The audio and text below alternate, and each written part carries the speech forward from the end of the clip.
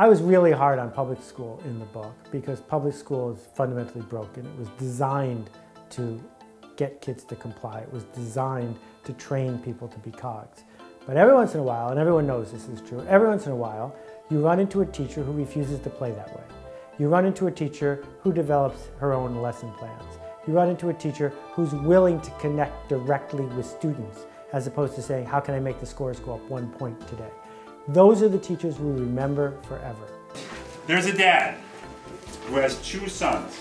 Oh, okay. And his youngest son comes up to him and says, Dad.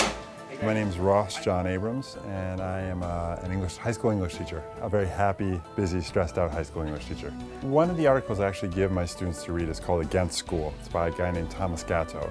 He makes an argument that our school system really begins with the Prussian school system, which is set up to basically keep kids off the street and to teach them how to say yes to authority. And I think that that is true, that there are elements of that in a school system. And I think that the job of educators is always to push and to ask kids to question, to get them to see that there are opportunities in disconsensus and things not working out, and people arguing and debating. And so for me, I really look at my role as an educator is to get them to question what I'm doing and not to see me as an enemy, but also not to see me as someone who should be trusted no matter what. I think the assumption that the schools hold the teachers back isn't always true. I think sometimes it's a function of we hold ourselves back. We're nervous about trying something new. There's that kind of the fear of the consequences of rejection.